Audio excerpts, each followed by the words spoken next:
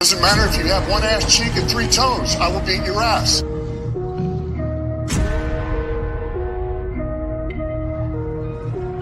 We some lions, don't let the boys get loose. About to play with our food any day that we choose. We some lions, got them all listening. Time to make history, I want a victory. Lions, don't let the boys get loose. About to play with our food any day that we choose. We some lions, got them all listening. Time to make history, I want a victory. Lions, don't let them boys get loose. It's a new day, Honolulu Blue got the boys on a crusade. Campbell throwing dukes, got golf at the Wings game. Hear his name, replay and replay and replay. Got him off the leash every Sunday. David Montgomery, Gibbs on the runway. Take a shot at Jameson and stumble out the hallway. Running in the hutch any day, that's a bad day. They don't wanna bring us up, keep us off the airways. America's team, sick of dealing with these cowboys. Keep it in your hostess, you've been cheating like an off day. We got Slim Shady, you too caught up in Beyonce. Welcome to Detroit, all that grit can go a long way. Panay drawing lines in the ground like a driveway. Trucking up L's at a porter, that's a bad name. Sinners need saints, put our faith. I like that. I like that. Yo, welcome to the show. The one ass cheek and three toes. How y'all doing? Good, man. We here chilling like the Maybe Lions in the number 1 seed. Yeah, Jay, we can't see your face, boss. I don't know if you did that on purpose or not. Really? Yeah. Yeah, you went. You're black. You're screen black, brother. You went dark.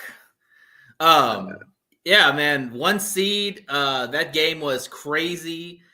Man, everything that game had is what we expected, right? You know, the crowd was awesome. Offense found their ways. Gibbs was sensational. And the defense, man, I think the defense played the best game all season, that last game. Aaron Glenn was in his bag. He had pressure all over Sam Darnold. Sam Darnold went from looking like the MVP candidate to a guy working for Enterprise. I mean, the guy literally took the soul away from Sam Darnold, and we'll see how he bounces back today or tomorrow against the Rams, because that's going to be telling if he gets a big contract. You know, because if he comes out and looks like dog shit again, like he did with the Lions, that money just dropped a lot in those 2 big games. I don't think See, this is Sam Darnold played well the whole season. I don't think it has to do. I think it has to do more of the defense. Sam Darnold, you know, it could have been any quarterback back there. To tell you the truth, the way the defense played, they would have shut down any quarterback. But Sam Darnold, I think he'll play better in the next game. I don't know whether it would be a win or a loss. I couldn't tell you at this point because I don't know how good Minnesota is going to come back after that dilapidating loss that they got from us, because they should have. It should have been a close game. Everybody called that going to be a close game, and the Lions just killed them. But we'll see if they pick him up. If O'Connell can pick him back up there and get him going. But if he does struggle, that there is going to be some pause in making him a franchise quarterback, because the level of competition is better now than it was when he was playing earlier in the season. Let's be real. Yeah. Did you want to bring the other 2 Lion fans on here? I mean, yeah, we could do that. Go ahead, Jay. You know something I'd say with Sam Darnold? I think Sam Darnold is a okay quarterback. He's got one of the best head coaches in the league right now, in Kevin O'Connell. So and he's kind of been a product of a good head coach and a good offensive team, right? You got Aaron Jones, Justin Jefferson, and Jordan Addison on top of TJ Hawkinson returning in the middle of the season. So I mean, he's had an ample amount of weapons to where he can thrive in a system like Minnesota. Will they give him the big contract? That's kind of a what if, right? Because let's not mistaken, didn't they take JJ McCarthy with the number 9 pick this year? So I don't think they got Daniel Jones too. They got Daniel Jones. Yeah, I don't think they're going to want to waste that number 9 pick on a guy like JJ McCarthy with a lot of potential. But remember, Jay, we talked about it with the Lions when we had the whole Goff and Hooker situation. If you had went with Hooker instead of Goff, you would have gone back. You wouldn't have gone forward, because he's a rookie quarterback. He's never played in the NFL. It would have been lumps before we got back to where we were. Yeah. Now, by having Goff, you keep going forward, and you got better with the move. With the Vikings are a self team right now, and they got a lot of question marks on their free agencies. But I think you stay with Darnold. The question is, how much are you paying Darnold, and what are you doing with JJ McCarthy? Yeah, if they go with Darnold, I'll be surprised if they give Darnold a big contract because the way he's played this year with the record, some of his stats now. Somebody will, Jay. So it better be them. If you guys like contract, you can't pay him that type of money knowing you have JJ McCarthy there. You know, yeah, go to Keegan. Mm-hmm. I was gonna say prime example is Atlanta for the Vikings right now. We saw how Kirk got that big money. You saw how he played. They benched him for Penix when he didn't play that great. See if Darnold gets that money and he doesn't play that great, they're gonna move to JJ right away. And they also, and that's a great point, Keegan. They also let go of Kirk. They let Kirk Cousins go. Yeah. And the reality is, Kirk Cousins probably was a better quarterback for the Vikings that season than Darnold was. And maybe they had injuries or whatever's going on, and they let him go. So that tells you that they're not married to Darnold. I think a fan base wants Darnold because they want to keep winning, but there's no guarantee. Yeah, and with Kirk Cousins, I think that was just a marriage that just didn't work. They forced it as much as they could, but it just didn't work. Kirk Cousins was good to a level, but he would only get them so far. And by him aging and popping his Achilles last season, I think that played a big factor. Yeah, definitely. That they had to just divorce from each other. I don't. Rumble, go ahead and get in there. I'm sorry, Jay. Let me cut you off. No, you're good. I agree with you guys. I think Darnold's he's the Band-Aid right now until they are comfortable with JJ McCarthy. And again, to you guys' point, Cousins, I don't know what happened there, but he was the man one year, and then the next year they annexed him out. So he was never again.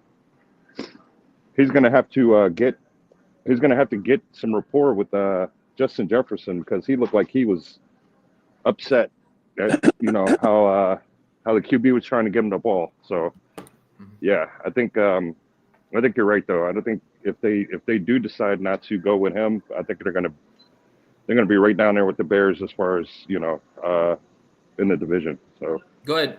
I don't know what's your name, boss? Mike.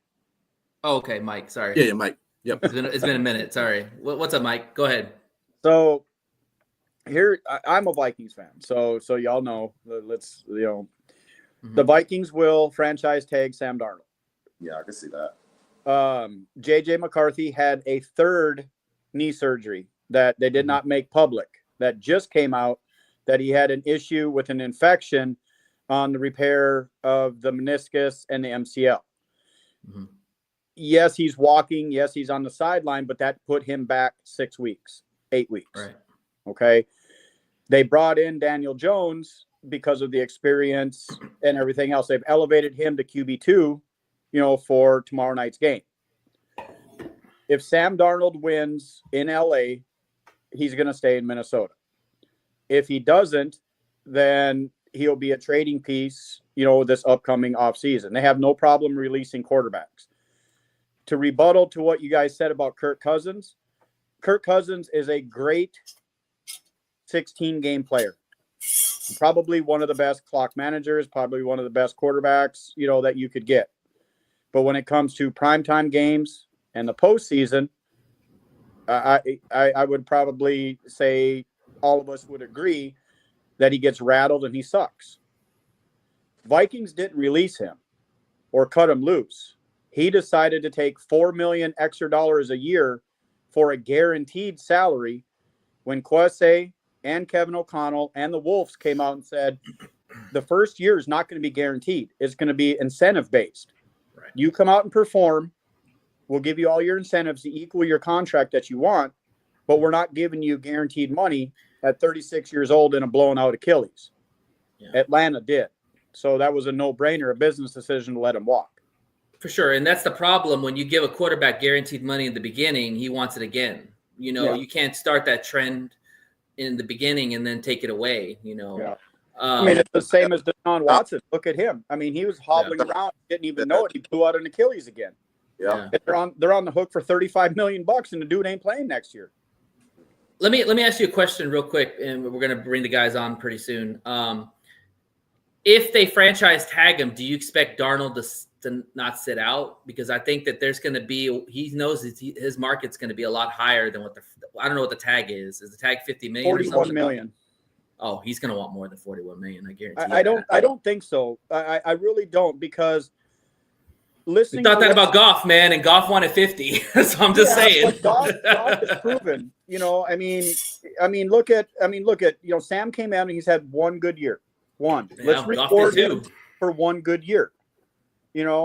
It's no different than, who was it? Minshew, when he had that great year in what was it, Jacksonville, and then he signed that big contract and didn't do shit. So I see people wanting to have that, but I think it's going to be the curse. The 1 year curse. And I've said it before. I've said it on Jeremy's podcast. I said it here last week before the Lions game with the Vikings. They're gonna, I believe, and I'm not anywhere close to the executives on these decisions. I believe they'll franchise tag them with Daniel Jones as QB2. JJ McCarthy isn't going to be healthy enough to come in. They don't want to rush him in and run the risk of bigger injury to that knee. If Sam plays great, throughout the whole year again, then he'll get a long-term deal. If he goes out and he goes, let's say 1-3, 2-5, whatever it may be, then okay, you're on the bench and Daniel Jones is in. Yeah. I have no doubt that they want to franchise tag him. That's the smartest thing to do, because you can lock him in. However, most quarterbacks will not play on a 1 year deal, because if they get hurt, they're screwed. They're screwing themselves over. He played on a $1 million deal this year because nobody else wanted him. Well, that's it. Again, he's already played on a 1 year deal, so he's expecting a long-term deal because he's proved himself this season. So it's not going to be as easy as you think it is. I mean, they could franchise tag him, but I also expect him to possibly sit out if he doesn't get a long-term deal, because he knows that other teams are going to willing to give him more money. Yeah, and I 100% agree with you. And if that's what he decides, then we've got two great quarterbacks in the wings. And if he decides to go somewhere, then so be it. Have fun. Nobody. You can forget something. First of all, nobody's sitting out a season. Yeah, it hasn't happened yet, and people got franchise tagged. Daniel Jones has gotten franchise tagged a couple of times, hasn't he? Yep, sure has. So there you go. So Kirk Cousins got for. Yeah, I mean, all these quarterbacks that are out here that are above mediocre quarterbacks got franchise tagged, and they still played the season. Daniel Jones wants to do that just for the fact that if he does do well, and he wants to say F the Vikings because you gave me a franchise tag, then he wants to play for the next team that's going to pay him. If anything, if that's the way he feels. Yeah, and I don't think that he would sit out a season, because that would be dumb. But I could see him saying that I could sit out until I get a long-term deal, sit out camp or something like that, and then that push the Vikings. Like look at the Packers situation. I mean, Love threatened to sit out, and they had to sign him a new deal. That's how quarterbacks do it. They whine and cry, and then the GMs bend over and sign them. But the Packers didn't have shit in the helm. They Jordan Ludd had the Packers by the balls, and he dictated that deal because they didn't have nothing else. You had a rookie quarterback that was, horseshit. That. But Sam Darnold has no leverage either. Daniel Jones is ass, and McCarthy's got 3 surgeries. He's not going to have the Vikings by the balls. That's why they picked up Daniel Jones. That's why they have JJ McCarthy. They're not going to be held hostage by Sam Darnold on one good year. You really feel confident Daniel Jones is your starting quarterback? I don't. That's my point. But I don't. But I wasn't confident in Sam Darnold as my starting quarterback this year, and B can attest to that. I'm like, oh, we're fucked. We're a mediocre 500 team, and he came out and proved it. I'm gonna put it to you this way too. Sam Darnold is not the greatest quarterback. He's probably on the same level as Daniel Jones, to tell you the truth. But if you put anybody behind that offensive line with those weapons, you're going to turn quarterbacks into, spit, shine, Shinola. You know what I'm saying? That's what's going to happen. If McCarthy was healthy, I would say we have no debate. You could either sign Darnold and McCarthy would move on. But McCarthy you can't rely on him. He might not play this year again. Well, and that's exactly the point. And the point is that, Sam came in as a bridge quarterback. He knew that he was going to be a bridge quarterback to JJ McCarthy. Everybody knew that. It was publicly announced. There was no secrets behind it. So, you put Sam in with the Vikings and with Kevin O'Connell and I can't think. Our quarterback coach, Josh McCown. And what we have, yes, they're resurrecting mediocre quarterbacks to make them look great because of Aaron Jones, because of TJ Hawkinson, because of Justin Jefferson and Addison and that line. Yeah. I mean, any quarterback is going to hop into that system and is going to look like they're an MVP caliber quarterback. Fair enough. And Wait, people said that with Goff too. Wait, did you just call TJ Hawkinson great? He's all right. He didn't look great in the last game.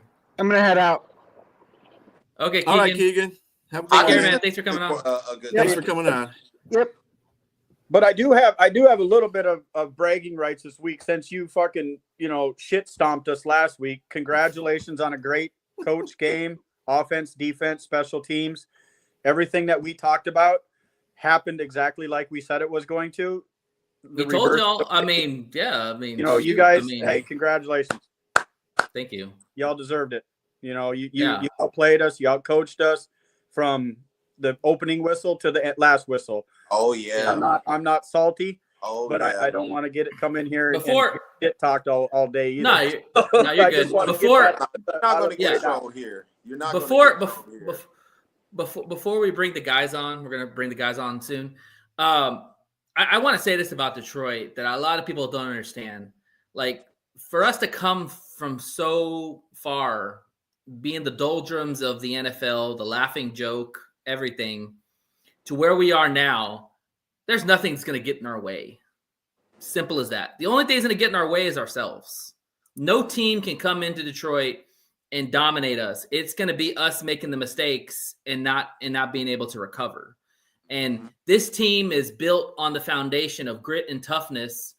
And we're 3 games away from hoisting a Super Bowl championship. You're going to see the most motivated, hungriest team you'll ever see in the history of sports. But the one thing I fear for Detroit, in which I would say this if the Vikings were in this position, I would say this if the Packers are in this position, is you guys cannot overlook next week and what comes in. No. If Minnesota, beats LA, then you guys are probably going to end up playing Philly, and Philly's dangerous. We play the lowest seed, boss. That would be either be the Rams, the Vikings, or the Packers, or Commanders. Yeah, it could be Washington, it could be Minnesota, it could be Green Bay. Watching the post out, it would be. If everything plays out like it would, you guys would play Philly. Then, the winner of you two would play Minnesota and go on, from there, I think is what I seen. But irregardless of who it is, you guys have the strongest team in the NFL right now, and it's like what I think happened with Minnesota is all the hype that we were rolling. We won 9 games in a row. Our offense can't be stopped. And Aaron Glenn came out and fucking, basically just belt to assed us, and we weren't expecting it. And we overlooked, and we were too confident, and we weren't humble. And that's 100%. We got outbeat, outplayed, outscored by a very great NFC North team. And, congratulations, guys. I mean, I'll be the first one to, be humble, and it's what it is. And just to kind of piggyback what you said, like, Dan Campbell won't allow this team to become complacent. He won't allow this team to let off the gas. He won't allow this team to look ahead. Like, they remember what 2021 or 2022 or 2023 looked like in the championship. Okay. And they're not gonna let that shit happen again. Just simple as that. They're on a mission. Yeah, 53 people and one coach. It takes one person to be non-complacent, and it's a fucking snowball effect. It's the culture. It's a culture. Yeah, I don't see that, man. We have the same culture in Minnesota, and it happened. Yeah, but when you talk about culture, you can kind of see it now, right? Like, everybody wants to interview Dan Campbell. Interview Ben Johnson, Aaron Glenn, Chris Spielman. You have so many different teams wanting to poach our coordinators. All of these people, because it's a culture. It's a culture that started all the way from the top and then went all the way to the bottom. And they teach the non-complacency in all of these players. They know what it's like. I mean, Minnesota has seven coaches right now that are wanting to be interviewed. It's the same thing. The thing is, Dan Campbell came from 0-16. Kevin O'Connell didn't come from 0-16. He played on an 0-16 team. Like, he knows what it's like to be the losers and be the laughing stock. And now that where the team is at, you watch his pressers, he doesn't let him get too high. No. He's like, hey, we got more ahead of us. We got to keep going. Like, we're not stopping. Like, we can enjoy it later. And see, like, I hate to keep going on this point because a lot of teams say, like Mike used to said that don't overlook what the next game. The Lions aren't built like that. And anybody and then to go on the point that you made, like, well, that's what the Minnesota Vikings got, that culture. They don't have the same culture as the Lions. Nobody in this league has the same culture as the Lions right now. They don't. They don't look past the game. They look forward to the game. They find something that they're going to rest it, like against Minnesota. You know that all week they were hearing, oh, the defense is going to let up like about 40 points. Minnesota's going to win this game. AG took that personally. Yeah. That's why he came up with that plan. They take stuff personally in every game. They got something that they'll take personally in every game. They forgive, but they don't forget. All I can say is thank fucking God none of us are fucking Browns fans. Right. True. We were there at some point. Now the Bears are the Browns. The thing with Detroit, and I've got Detroit Lions hats. I've got koozies. I've got buddies that live there that send me shit. I send them shit. I respect your team. The problem that Detroit had is you never had a coach that believed in his players, and now you do. Yeah, that's the culture change. It's the same thing with Minnesota. We had to deal with Mike Zimmer for 7 fucking years, and that guy is the shittiest head coach, that I've ever had to watch. I literally. Matt Patricia might say, "Hold my beer." Yeah, well, maybe. Would say, "Hold my." I would take Zimmer over Patricia all day. I mean, I wouldn't give Mike Zimmer a squirt of piss if his ass was on fire and I was his only hope to live. But anyway, let's wrap up this Lions post-game stuff because we already went past the time. NFL news and notes that are coming up, and we're going to add on. We got 3 people we can add on, and we're honored to have all of them on. And the first one is going to be... Let's go ahead and introduce them, and then tell them why their fans are... Monkey Defeated, who is a Buffalo Bill fan. He's on. What's up, Monkey? Say what up there, Kev. What is up, everybody? He's got the ink blot test there behind him. Then we got don't fuck with my Zumba. I was gonna say, tell us why how long you've been a Buffalo Bills fan, or what made you become a Buffalo Bills fan? Hey, funny story. When I was a baby, the Bills game would come on. Yeah, I wouldn't cry. Come to find out, my parents would end up recording the Bills games so they could play it during the week to get me not to cry. I was a colicky baby, and I joke around and saying so since even before I could remember I was a Bills fan. But my earliest memories of watching the Bills were the Bills 4 Super Bowls. I was 5 years old for the first Super Bowl. So unfortunately, you did cry in those situations. I can tell you I cried after the first 2 Super Bowls, yes. After the first 2, I was kind of numb to the losing aspect. Yeah. Welcome to being a Lions fan. All right. And then our next person is the Mad Yinser, who is a Pittsburgh Steelers fan. So sorry. What up, guys? Sorry about that. Tell us how long you've been a Steelers fan and what made you become a Steelers fan. I was born into being the Steelers fan, basically. Been a Steelers fan since 1989. The first game I ever watched was against the Browns, and it was a painful one. We lost 51-0. Yeah. Poor Tomlin. Against the Browns. Yeah, that was Bobby Brister as the quarterback. Ah. Oh, wow. Oh, yeah. Good old Bobby Brister. Good old Bobby Brister. Yeah. First game I watched was a painful memory, and it always stuck with me. Well, I'm sorry about last night's game. Yeah. It happens. Finally, last but not least, it is Sonia from Prim and Proper Sports. There she is. The Carolina fan. She is a Carolina fan. They do exist. Sorry to hear you're a Carolina fan. I'm not. Don't be like Thank that. you, Right?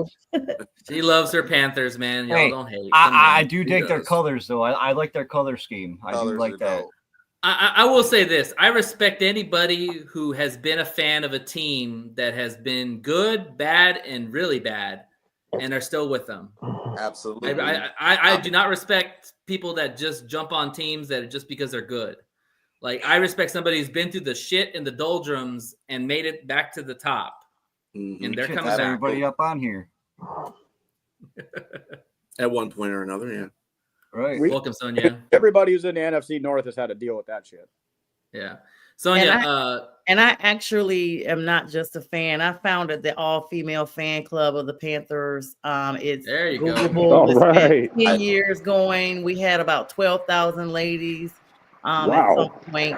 And the team actually recognizes that the Carolina Panthers. So even when I wanted to check out, I had too many other ladies that were followers that are like, you got to make sure you're there. And I live in Atlanta, and so I'm still supporting my home team. I'm born and raised in North Carolina. So, and Sonia knows football too. Y'all, I can dig that. Yes, she does. Don't challenge her; she'll beat you.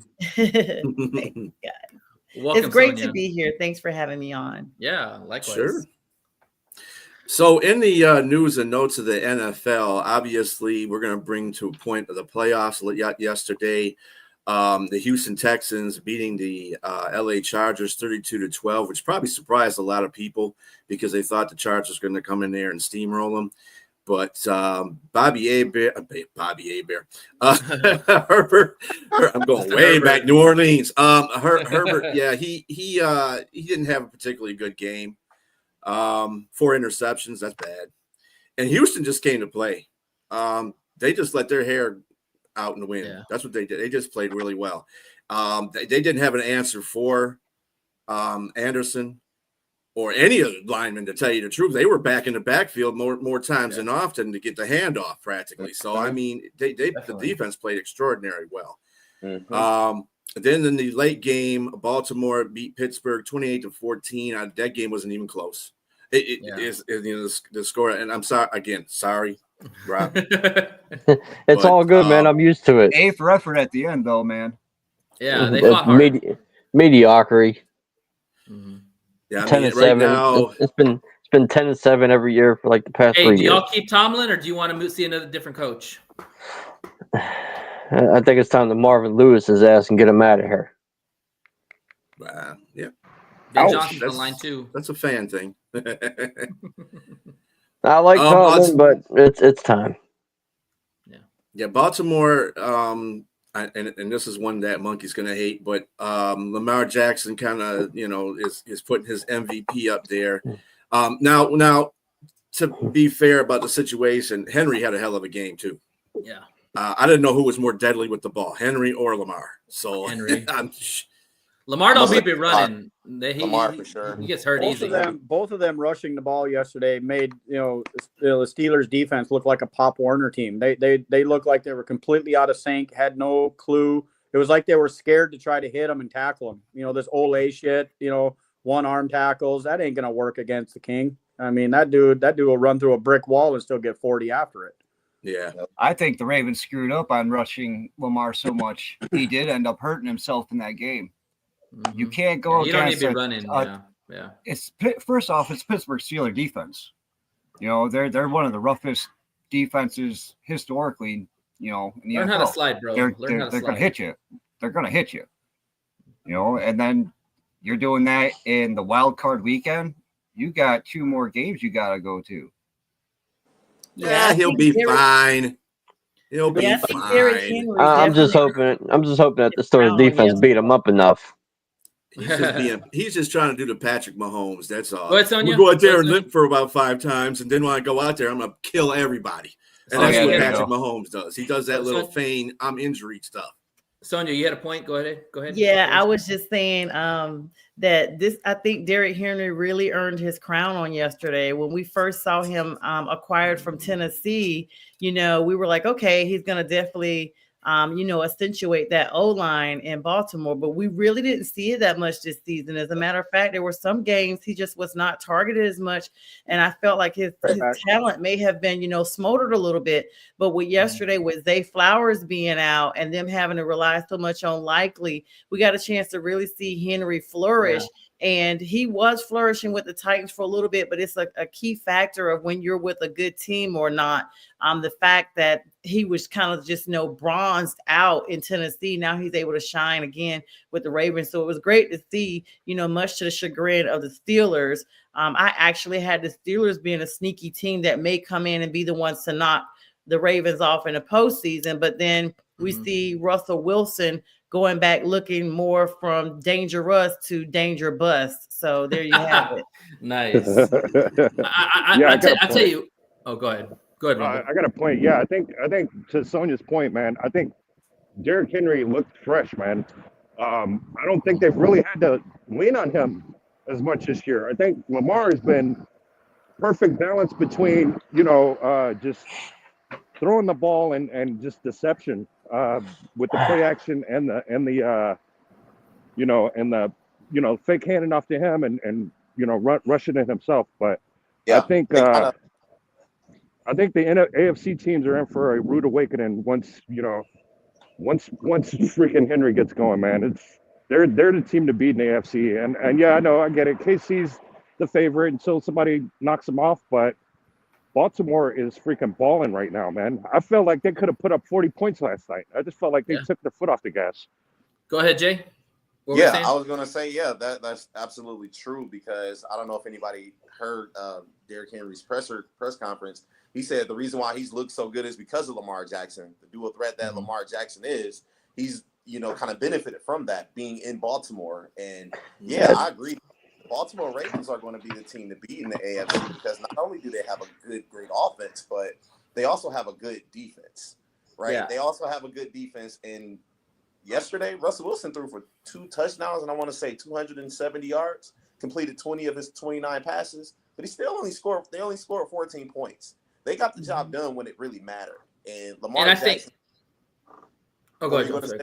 Well, I was going to say, Lamar Jackson kind of have this stigma that he can be a great player throughout the regular season, but as soon as the playoffs hit, he disappeared.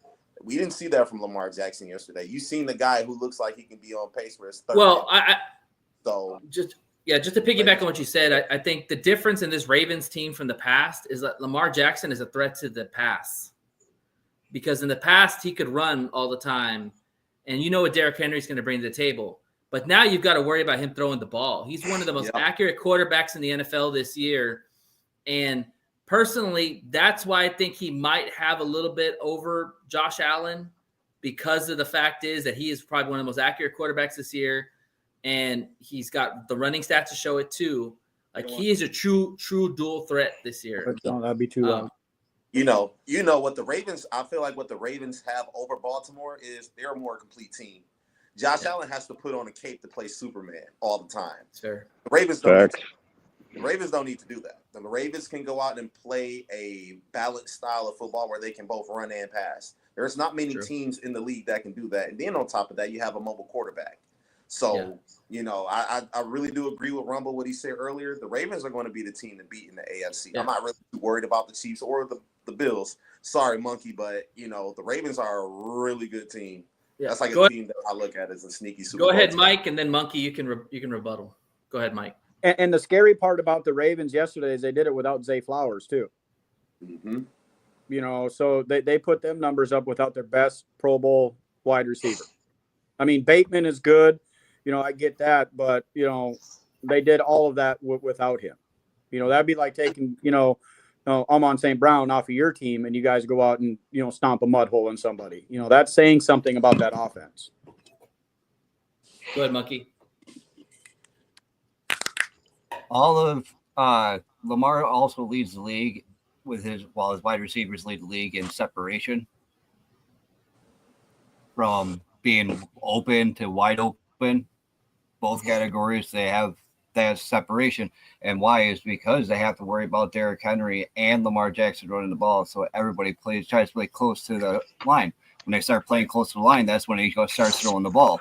When they start backing up, they start running the ball. It's a perfect team. In the preseason, before the regular season started, when we had our own podcast and shit, I sat there and had the Ravens and the Lions in the Super Bowl.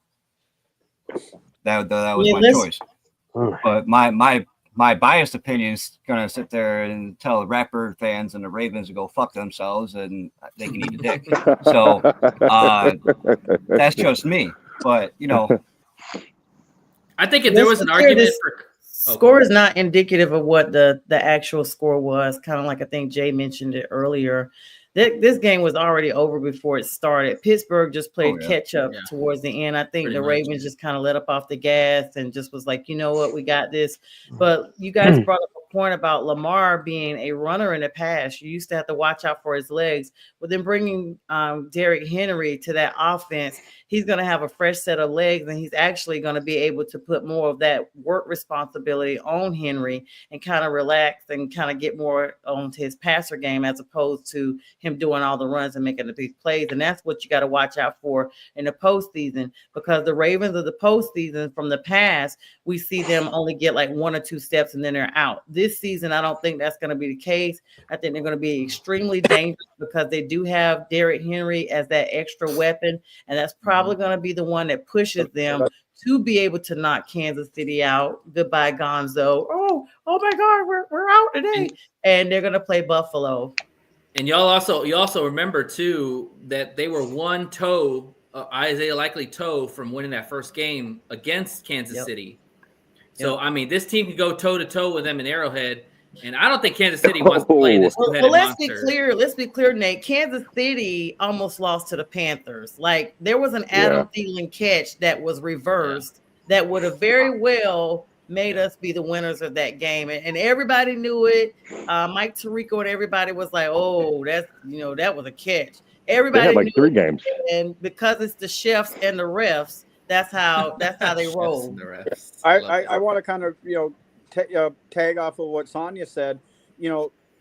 The Ravens will go far as long as Lamar keeps his ass in the pocket and lets Derrick Henry run. If he starts going out there doing that heroic shit and trying to carry the whole team on his shoulders like he has for all these years in the past, he's going to get lit up by a safety. He's going to get lit up by a linebacker. And they started the game off yesterday like that. Right back where they were. But he's got to be able to throw the ball from the pocket. Like for that's the evolution of his game now, is that he can throw from the pocket, and if he can throw accurately, nobody's going to stop this guy. I'm sorry, it's not going to happen. No, but he's got the drive. He's got to know that he has the best running back in the league. Right there at his utilization, and he still wants to overextend plays. He still doesn't trust, what it is, because that's Lamar. He's done it since he came in the league. Superstar, man. He plays like he had a drive right before halftime yesterday where he extended the play and threw a dart. I think he is really like took his game to the next level, man. Like he looked like he was going to run, and then he went back and then found the open man, and the guy walked in. So I think right now with the way he's seeing the game because of Henry, because he does have a running back of Henry's caliber. Like the guy, Henry's a tank, man. And Minka Fitzpatrick, that stiff arm, oh my God! Like we saw, and that was light. That was light, Derrick Henry. So I think you're going to have a game where they're going to lean on him more than what they're going to have to do with Lamar. I think you're going to see Derrick Henry carry that team at least one game in the playoffs where he's carrying the load. That's why you brought him for situations. Exactly. And let me tell you something. Derrick Henry is the reason why they're going to go to a Super Bowl. Yeah. And as much as people, that's the focus you got to have. The game against Kansas City at the beginning of the year was bad for Baltimore because they should have won that game. And they started running up. Where was Derrick Henry at in the second half? Sitting on a bench. That's not where you want Derrick Henry at. This is the reason why they lose lessons. In fact, I think it was Monkey that gave me a stat that was they're 3-5 when Derrick Henry doesn't reach 100 yards. Yep. So Derrick Henry is the force behind that. This is why when he does. And this is why Lamar Jackson is having an MVP season, because he doesn't have to worry about the run game. Yes, he's still got 1,000 yards on foot, but Henry's got 1,900.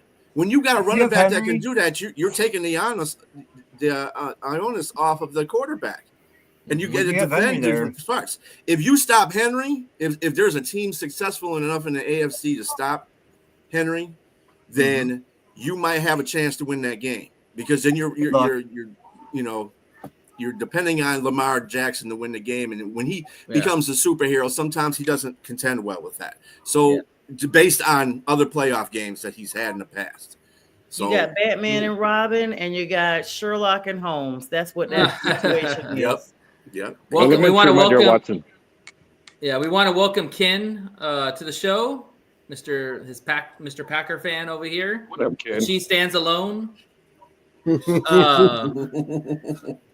So let's talk about these matchups, B. Let's talk about these playoff matchups that we got going on today. So the first game will be the Broncos and Monkeys Bills.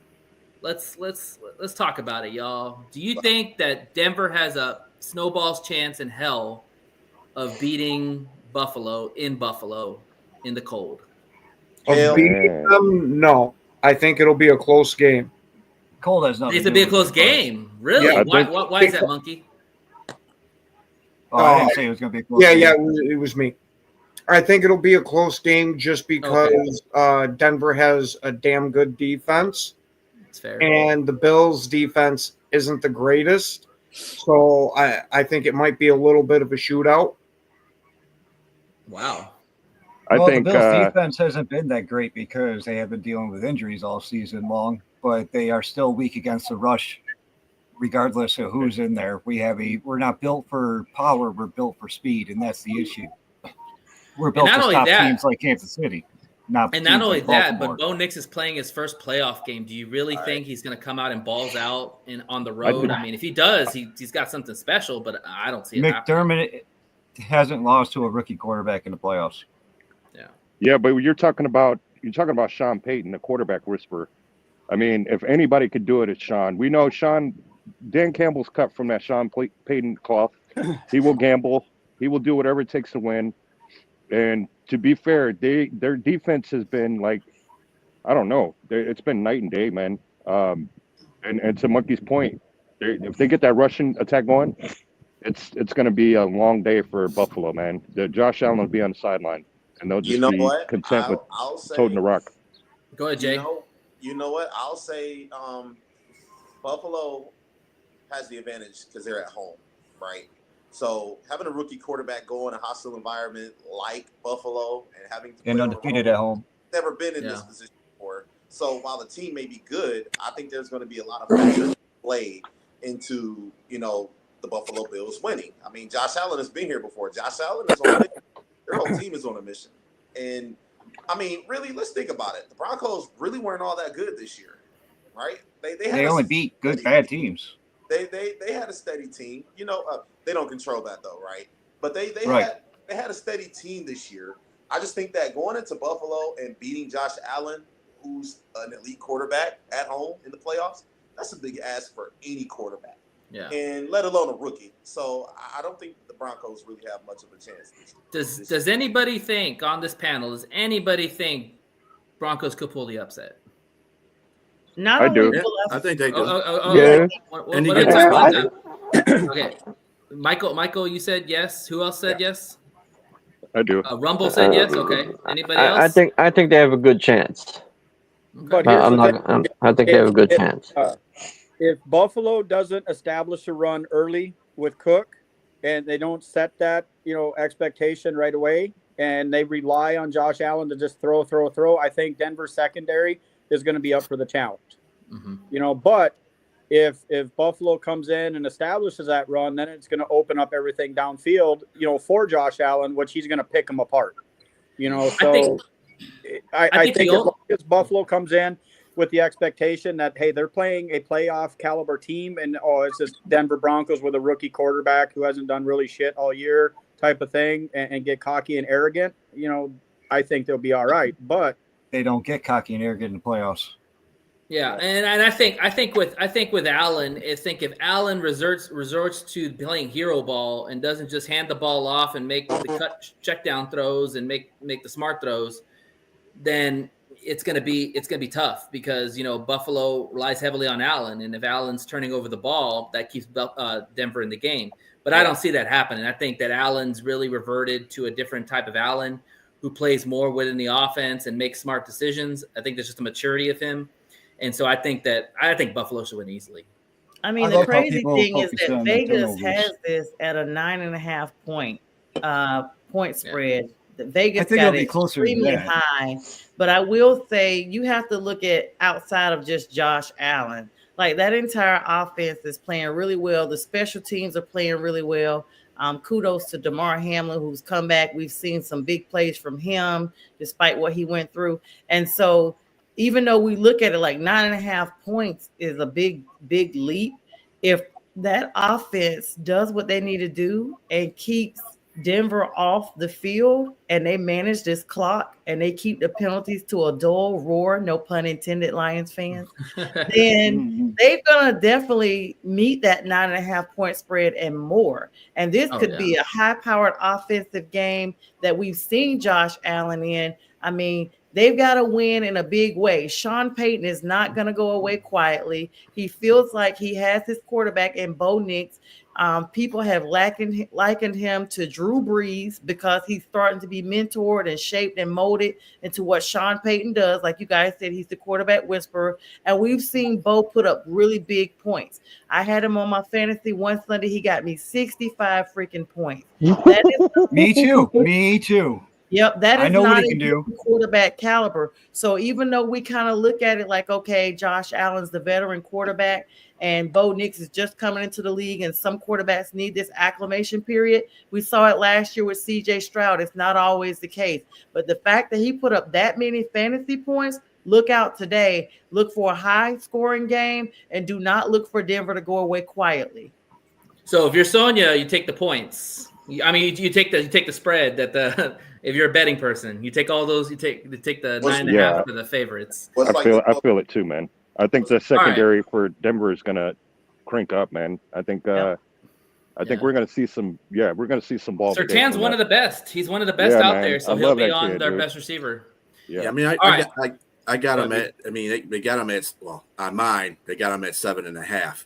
So I don't know. Ooh, I don't know so when it's gone down a little bit. It's gone down, yeah. So I mean, still, that's still to me in a playoff. Either if you're the over, like Los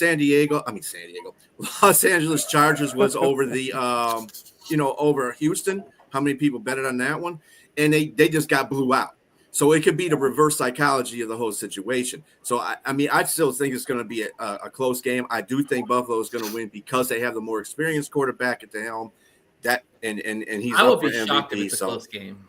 And let's be honest, God forbid, there's a lot of stuff going on in our nation right now, and those Chargers just did not look like what we thought they could look like. They've got, a lot of them probably have homes in that area, and unfortunately, it's one of those situations when the situation is so dire, you can't help but let your personal spill over to your professional, and then that affects your performance. That's what happened last night, honestly. We just didn't see the Chargers we've seen all season. I mean, they played well at the beginning, but the Texans defense just took over. I mean, you can't throw 4 interceptions unless you're Jared Goff. But this was a Texans team coming into the playoffs that we weren't even sure of. We've all been talking about I'm still not sure. How CJ Stroud does not look like he did last season, how everybody's one-upped on him. And then we see this, and you're true, the defense carried that game. They really did. I mean, but the point Stroud is was okay. They've advanced past the wild card. And, teams play differently this time of year. Yeah. You want to know somebody else who had a good game was Joe Mixon. Yes, he did. Near the end. Yeah, that was garbage time. Really came through in crunch time. And Joe Mixon really came through in crunch time. And Sonia, I agree. I think you're going to see a lot of that with the Rams and Vikings tomorrow as well. I don't think you're going to see the same Rams team. Yeah. Mentally. The fact that they moved that game, you're out of your element at a minimum. You got to ask who's going to be filling the stadiums in Arizona. Will it be Viking fans? Yeah. Or will it be Rams fans? There's a lot of snow. The Rams are using it as an incentive to win. That's what they've been talking about for like the past 24 hours is it's going to push them to win. The thing about that, though, is with it being in Arizona, I mean, I've driven from LA to Phoenix before. It's a 5-hour drive without the traffic, with the traffic factor at another couple of hours. Those fans travel to Vegas all the time and to the Phoenix area to see the Raiders and whatnot. if given enough advance notice that they've purchased these tickets and are not able to get a refund and have the means to travel, they got them cheap. They're gonna do it. Yeah. All right. They sold them tickets cheap. Hey, y'all, we're gonna go ahead and wrap up this this matchup. We're gonna talk about the Packers and Eagles. We got our Packer fan here, Mr. Ken. So first off, show of hands, who thinks? Jay said, "What's up?" First off, show of hands, who thinks that the Packers could win this game in Philadelphia? Is Jalen Hurts playing? He is. Yes, he is. Hey, Ken, is Jordan Love 100%? He's not. He's going to play. Let me tell you guys, this has been my slogan. Love hurts. Okay, no, get it? Love hurts. You guys can feel free to use that. Also, Jordan, even if he's playing, you got to think about the means they go through to clear just to play. It's like you and I being sick. We may go to work tomorrow knowing we don't feel 100%, but we're there just to feel the quota of saying we didn't miss another day. This is what's going on. But then you got to look at it on the other side of the ball. This is Jalen Hurts' first time playing since week 16 where he was concussed. Yeah. He may come out with a special helmet on. We don't know what's going to go on. And I think he's also, issues with his finger. These are two banged up quarterbacks. This is what the toll of the season has taken upon them. This is going to come down to, even though Fletcher Cox and Jason Kelce have left the Eagles defense, that defense is still looking stellar. This is going to come down to a defensive matchup at the end of the day, because Jordan Love by himself cannot continue to contain what's going on, and the fact that they're in Philadelphia. So it could go either way, but I still think at the end of the day, the Eagles are going to really want this. They failed last year. They were eliminated the first round by Tampa Bay. They don't want the embarrassment of that again. And so this is where we have today. Sorry, guys. I had to get that. Ken, go ahead. Ken, you're the Packer fan, so tell us what the Packers have to do to beat the Eagles today. You got to try to contain Saquon. You're not going to shut him down. If we limit him to about 100 yards rushing, I'm going to count that as a win. What I'm absolutely terrified of with that Eagles team, though, is Saquon catching the passes out of the backfield. We've had problems containing that all year long. We've had a lot lesser backs have big gains from those backfield passes, and Saquon's a whole nother level. That's what I'm worried about. Now, for us to beat them, I think we're going to need to have a huge game from Josh Jacobs, that we're going to need to control a lot of clock and try to keep the Eagles off the field as much as possible. Talk about the impact of losing Christian Watson. Hey, guys, give me 1 minute. I'm going to step away for a second. My wife and daughter have to leave, so I'm going to say goodbye. You're good, Mike. You're good. Now, losing Watson, it does have a bit of an impact because he's the best deep threat. Bo Melton is still a deep threat, but he's not at Watson's level. But at the same time, we're also kind of used to not having Watson available because of injuries. So I don't think it's going to be like some huge morale tanking thing. Okay. Anybody on the panel? Go ahead, Rumble. Yeah, I got one thing. I think Jay Reed is somebody we've overlooked the past few weeks for the Packers. I think he's going to have a great game today. And to Sonia's point, it's going to be tough because of, what we saw Tampa do last year in Philly. You know what I mean? This Packers team now they could potentially be that team that was Tampa last year and go into Philly and really give them more than they can handle. Saquon Barkley or not. You said Hurts was coming back. He's have issues with his fingers. We know how he looked last year against that Tampa Bay defense. So what happens when he starts to get touched? What happens when he starts to get rushed? What happens when he is not, his feet are not set? You know what I mean? What kind of Hurts are we going to get this year, today? So I think the Packers have a great chance, and they got a hell of a kicker too. So let's just keep that out there. I also think too, like if you put the Eagles in 3rd and long situations, you can't run the ball. So that takes Saquon out of the equation unless you try to throw the ball to him. So I think that if you're the Packers, you have to put pressure on Hurts and not allow him to escape the pocket, and then pray your cornerbacks can cover as long as they can. to on those receivers, because AJ Brown and Devontae Smith are two dogs out there, and I'm surprised. Unfortunately, Jair is not going to be there, because he's your best cover corner. But Nixon has been playing well. I have to give him his flowers. He played well against the Lions. And let me tell you, Valentine, the other corner, has had one excellent year. Granted, it's been a bit quiet of people talking about him, but I honestly think he's the best corner on the team. Man, hearts and love, Valentine and love. Man, what are we talking about I here? know, right? More. It ain't even February. Yeah, that's the best month, by the way, guys. Love doesn't hurt, I guess, if you got Valentine. There you go, Sonia. Another thing too, I want to see is these two cornerbacks, DeJean and Quignon. Yeah, see how good they are against Wicks and Reed, because those are going to be tough matchups, and they haven't really played a lot of good receivers. So we'll see how good those receivers are, those quarterbacks are. And it's a playoff atmosphere on top of it. So going into Philly, it's going to be a big task. I got a question for all y'all. Who would you take at running back at this point? Would you take Henry or would you take Saquon? Henry. I take Henry. Henry. It's not even a debate at this point. I'll take Saquon for sure. Yeah, I'm going to Saquon myself. The reason why I say, and I'm agreeing with some of you that said Henry, is Henry can get yards without an offensive line. Yep. Exactly. Saquon. He's a lineman. It's ridiculous. Saquon is a good running back. I'm not saying he's not a good running back. He played pretty well in New York, New Jersey. And, no O-line. Thank you. But he didn't have an O-line. Right. You notice what he did. He 2,000 in what, 5 yards he got this year on an offensive line that's like equal to the Lions' offensive line, if not better or not worse. 1A, 1B. So if you look at that, this is the reason why I say Henry. Henry can make yards. He didn't have a good offensive line when he was in Tennessee, and he got almost 2,000 yards. Or did he get 2,000? He got 2,000 yards in Tennessee. Let's not forget the injuries on top of that, though, and how physical he plays. Right, like when I look at Saquon Barkley, I'm looking at a guy that's a bit faster, that's a bit more elusive, plays with twinkle toes. And you can line him up. He's also injuries too. Yeah, Saquon gets injured too. Saquon now, is just about as injured as Henry. When both of these running backs have had seasons like this, the next season they end up getting injured.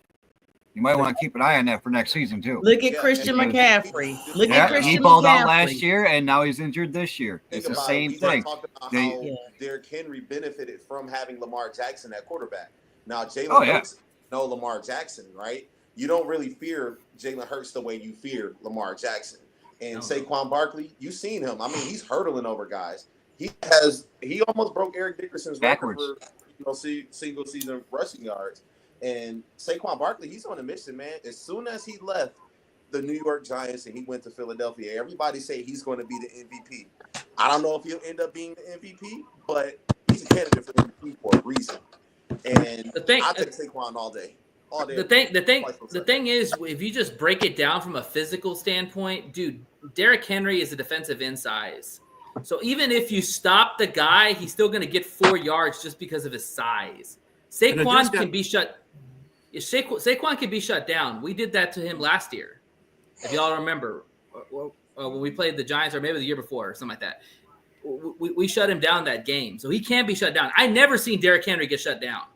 Like he's been shut down, but he's been shut down. The guy's built like a tank, and he can run fast. Yeah. I mean, he was doing that at Alabama. He was doing that at Alabama. I mean, he was. You have to hit him before he gets started. Yeah, he's like even if you hit him, it's like 4 yards. If he's you get 4 yards right there. Yeah, and that is a key point with Henry. If you can get in the backfield and get him, and that's happened to him before. That was the first game against Pittsburgh, if Robbie remembers that. First game against Pittsburgh, they were in a backfield on top of him. In fact, they forced him to have a fumble. Mm-hmm. And that's what you got to do to get back to Henry. You got to get him before he gets past that line of scrimmage. He gets past that line of scrimmage, you can forget. Yeah, but how many games this year has he came out in the fourth, or how many games have we known him to come out in the fourth and break out a 90-yard run? Yeah, he gets better as it goes. It does, man. Both of those running backs can expose that in the fourth quarter because your defense is tired at that point. If you keep doing that, if you keep running them. Go ahead, Michael. I think Derrick Henry is the better all-around back. He can block. He can catch out of the backfield, and he can, stop on a dime and cut. He's got better vision, in my opinion. And the dude is built like a brick shit house. If you watch, yesterday that stiff arm against the safety, I don't remember who it was, Minka. but he launched him 8 yards down the field and made him look like a rag doll. It's like the Matrix, man. Do y'all remember that? Barkley's a bowling ball. He's a physical back without a doubt, but he's like AP 2.0. His legs are bigger than I am. See that highlight where Saquon Barkley hurdled over that guy? I'm not really for sure who it was he hurdled over, but we've never seen anything like that. But that, I mean, if you look at it, plays, like I say, a little bit more finesse. He don't have to take a lot of contact. He can, but he don't have to take a lot of contact because as soon as he break out for a big run, he's gone as well. You probably won't catch Saquon Barkley. Well, Saquon will burn you with speed, but I remember that touchdown that Henry had it was a 98-yard touchdown. He literally ran over the whole damn defense down the field. Saquon's not going to do that. He's going to burn you, but Henry's going to make you pay. He's going to punish every person that gets in his way. And I remember that touchdown. Out there to hurt you. I mean, he's like Earl Campbell, Adrian Peterson, Jim Brown, all wrapped up into. He's a defensive end. He's a defensive end. That's what he is. 2% BMI running back that is literally out there trying to expose you and make you look foolish. I mean, all right. Ken, real quick before we go to the next matchup, do you have your Packers winning today? Yes or no? Yes, but I'm not massively confident about it. Okay, what's the score? Yeah, I'll take them out after this. We'll go 23-20. Okay, that's close. I mean, I think it's going to be a defensive game. I really do. Both defenses are really good. All right, we're going to move on to the next matchup: the Commanders versus the Bucks. By a show of hands, who thinks the Bucks are going to win? Come on, you know. So, Jay, I don't know who you have, but I love Jaden Daniels, but damn. Commanders. Commanders. Okay, tell me why the Commanders are going to win. I think the Commanders.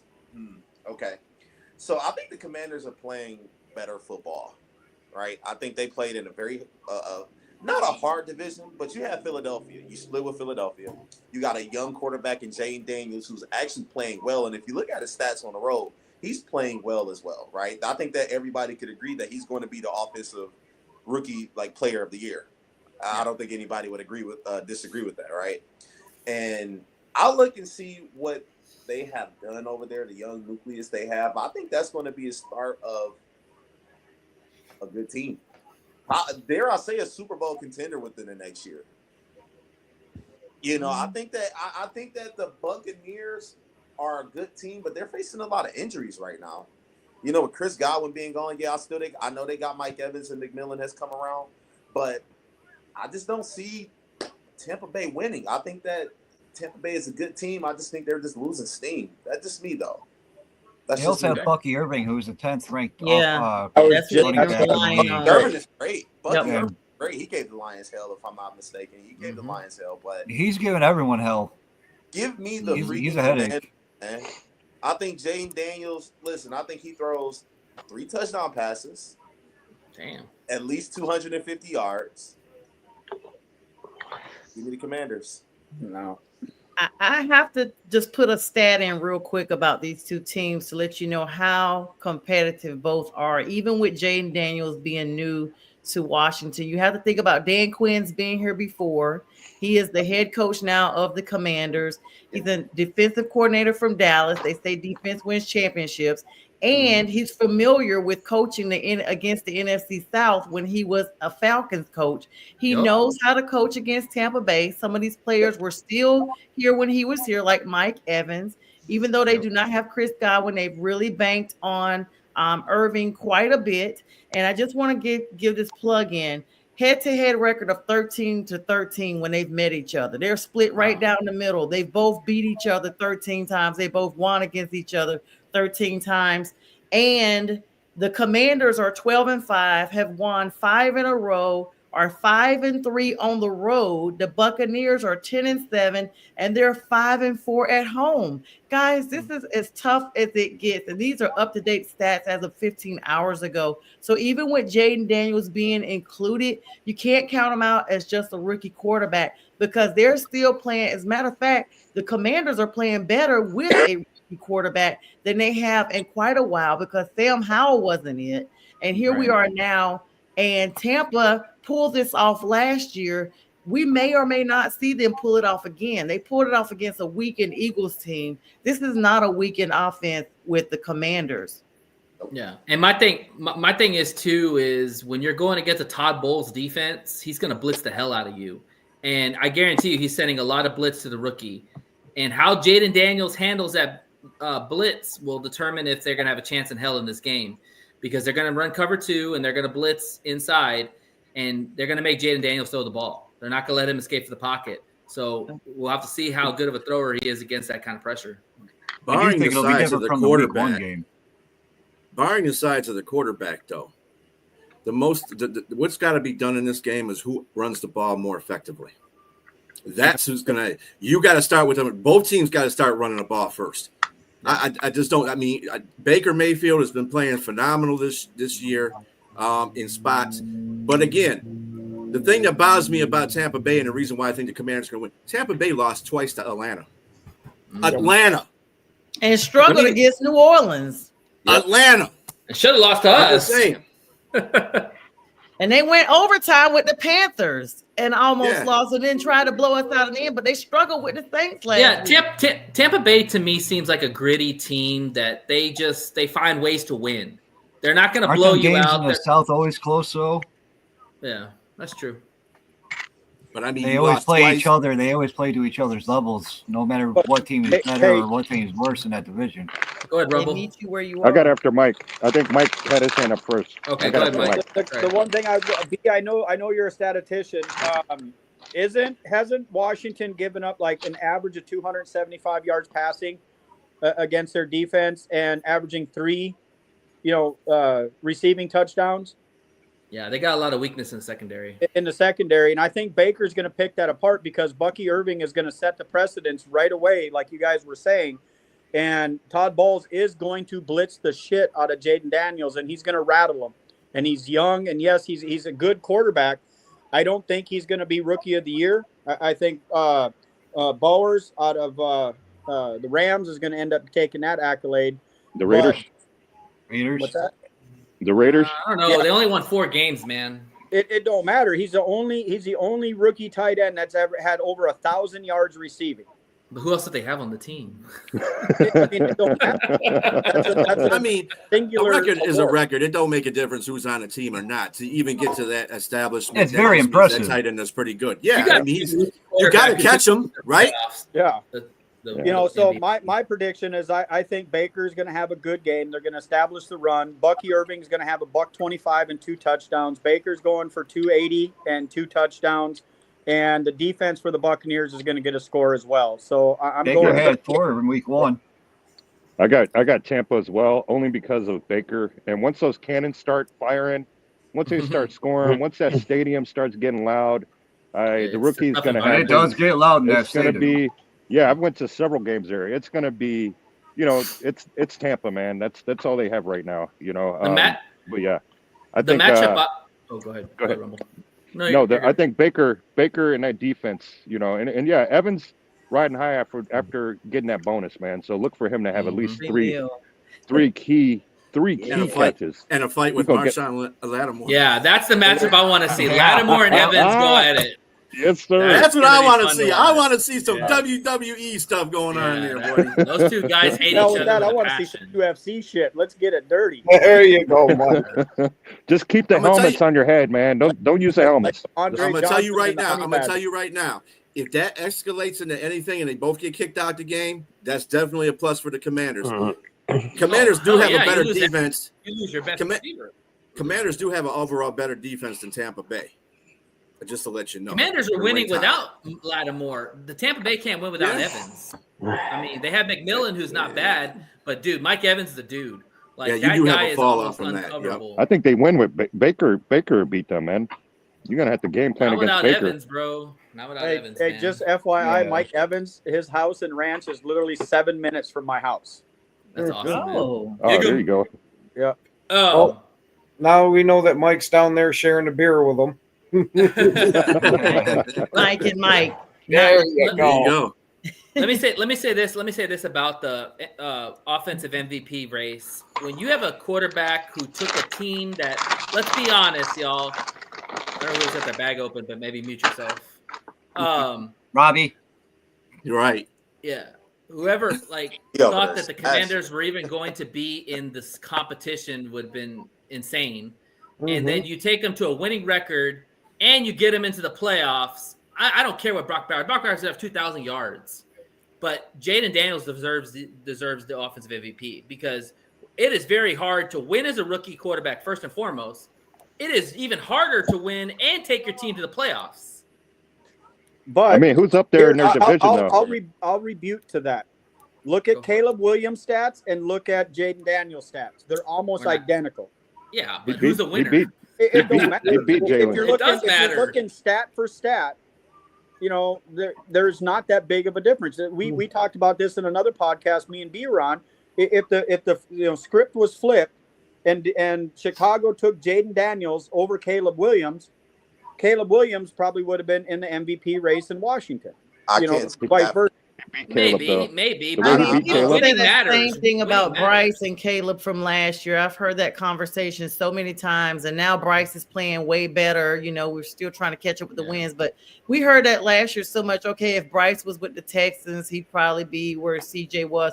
The point is, you never know what the maturation of a rookie quarterback would be, depending upon the league that they're matched with. You just don't know until they're in that situation. Yeah, exactly. That's why you reward what you see now, and you see on tape. He's a winner. He's got the team to the playoffs. Yeah. Outside of the Eagles, they probably could have won that division. I mean, they are a good team, and they don't have a lot around them, y'all. I mean, name all their offensive weapons. I was just basically basing that comment off of statistical. It's fair. Proof. That's it. I mean, it's not. I mean, individually, we can't compare because Caleb is in a different situation than Jaden is. Right. Okay. First of all, Chicago, I think he did a heck of a job this year. I'll be the first one to be clowning Caleb, but Caleb did a hell of a job this year. This dude took more sacks than anybody in the league, and he still had a pretty good season. I mean, damn. You get sacked 62 damn times in the season. You're gonna lose games because you don't have an offensive line. Jaden has an offensive line. That's the reason why he's successful. Was even a rookie. It just seems like a downfight. Even Bucky Irvin is in the talks, though, guys. As being, he's had over 1,000 yards himself. Yeah. Exactly. All right. Well, we're gonna wrap up with the last matchup, and Mike, we're coming to you. Vikings versus Rams, and this is more likely, if I'm right, you can tell me if I'm wrong, y'all. More likely going to be the matchup that's going to play us, is what I'm hearing. So, Mike, tell me how you feel about that, and tell me your keys to victory against the Rams. I'm kind of just riding off what we talked about last week. I think Sam's going to have a bounce back game. I think that the Vikings got humbled and got knocked down a couple pegs and realized that we're a force, but we are not the force. And, kind of what everybody's been saying all year, that we're kind of a fraud and we kind of skipped into this with a little bit of a weaker schedule, whatever it may be.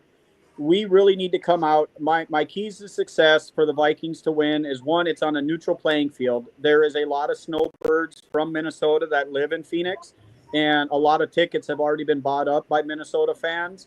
Did the owner pay for it? Huh? Just kidding. So did the owner pay for it? We got fucked last time we did that, so I don't think we're doing that again. But our keys to success is we're going to have to establish a running game. Sam is going to have to be, precise. Last week it was the Timo version of Sam Darnold from the Jets. Everything was high. He was rattled. He was frustrated. If he comes in and plays his game, establishes a run with Aaron Jones and Cam Akers and opens up for our receiving core, we're going to be good. Once again, it's going to lay heavy on Josh Metellus, Ivan Pace, and Cam Bynum to be able to shut down Apuka or whatever, Nuka, the receiver from Nakua, that's it. And that's the thing. I mean, when we played him last time, it was a game time decision that he was gonna start. Brian Flores came out and said, "Hey, we prepped all week for him not being in the game, and it took us by surprise, and we were not prepared." Minnesota has a clean, injury report other than Pat Jones, who we know is going to be out. A couple, second, third string, players. I feel that it's going to be a very, very good game. I think Minnesota is going to sneak one out 28-27 and see how it plays out. What are y'all's thoughts? Anybody? Yeah, I think one injury note to do for the Rams. I think the Rams win. Hold on. Robinson won't be playing. He got caught up in some stuff off field. DeMarcus Robinson? Yeah. Marcus Robinson. So he won't be playing. The last time that you two guys met, and Corum's not playing either. He's out for the rest of the playoffs. He broke his foot, I think. I don't know what the hell he did. But anyway, he's out for the rest of the playoffs. Forearm, yeah. And so one person that you did not play the last time you matched up was the tight end. Higbee. That was Higbee. And Higbee is a hell of a tight end when he's in there. So you got to watch him. Now, I'm not worried about that too much with you guys because you got a hell of a set of linebackers. Them linebackers are freaking dogs, all of them. Mm-hmm. And that's probably the best part of your defense right there, some linebackers. Yeah. Because when I saw when the Lions were when you guys were keeping it close with the Lions, man, them linebackers were all over the place.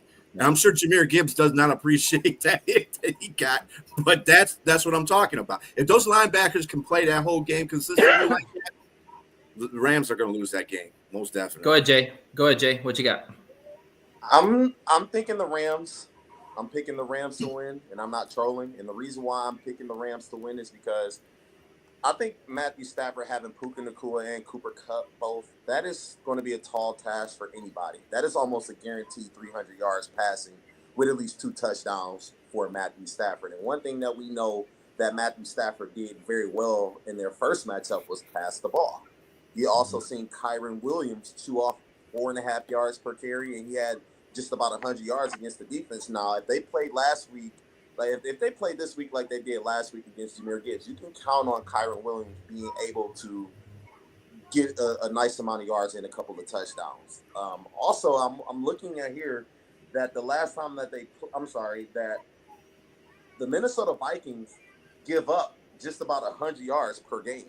Kyron Williams can get that. Matthew Stafford is also averaging, 250 yards per game in passing. I just think that their offense is too good. And we talk about how good the Detroit Lions offense is. Let's not discount how good the Rams offense is, right? Yeah. You got just about two all-pro players in Puka Nacua and Cooper Kupp. That is a bad matchup for anybody in the playoffs, including the Lions.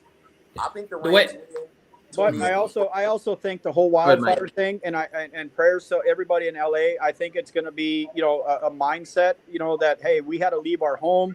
They're going to be thinking about their families and their friends and their houses and everything over there. Kind of like San Diego, I believe, came into Texas yesterday and kind of had the same mindset.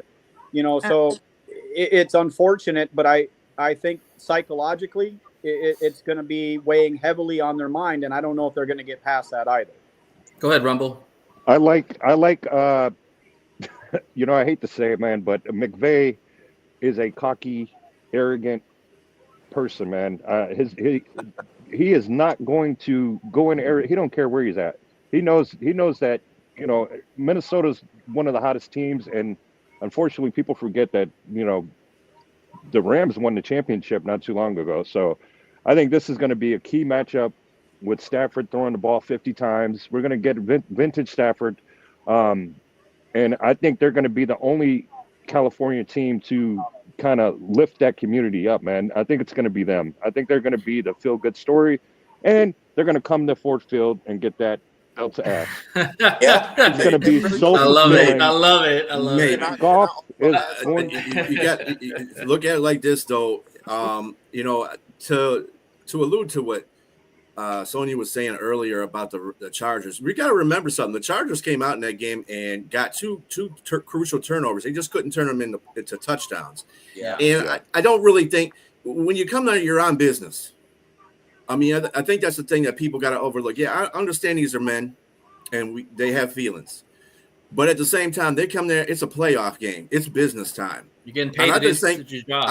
I just think Houston just took it to them, and they just didn't expect Houston to take it to them like that. And that's the reason why they lost.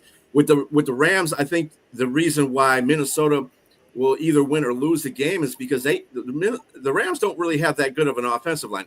Not what they faced the week before. I mean, last week. So I don't see them having too much of a problem getting to Stafford. I just think that this is a different situation. I think the Rams being not playing in SoFi is a disadvantage to them, whereas Minnesota's coming to them. That's the only thing that I see. Yeah, I think also too. I'll get you 1 sec, Sonia. I think also too the Vikings O-line is going to tell me a lot of how if they play well in the essence of like when Glenn blitzed the hell out of the Vikings O-line, they couldn't handle it. The Rams are going to rush 4. They got Verse, they got Fist, they got Verse, Kobe Turner. They're going to be fine rushing 4.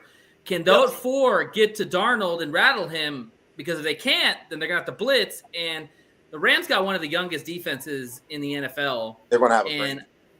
Yeah, it's going to be a tough matchup if they can't put pressure on Darnold. I'm going to go to Sonia real quick, and then Mike. Go ahead, Sonia.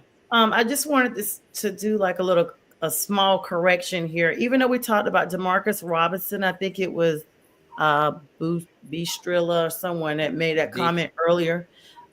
They've actually decided they're going to let him play. That he has not missed any playoff games. Sean McVay, I just was checking while we were talking. I looked at several outlets, including NFL, and they're saying that basically McVay is just saying it was a bad decision and he's never missed the playoffs, that they're going to let the judicial system play out. And the fact that he's a free agent after this is probably what's going to propel. But he is the number 3 receiver. Looks like he had 31 catches for 505 yards. So that may be a difference maker in the game today. They got 2 touchdowns against the Rams too. You know something. I mean, really with the Rams in that game. Go, Jay, real quick. Let me go to Mike, and I'll go to you.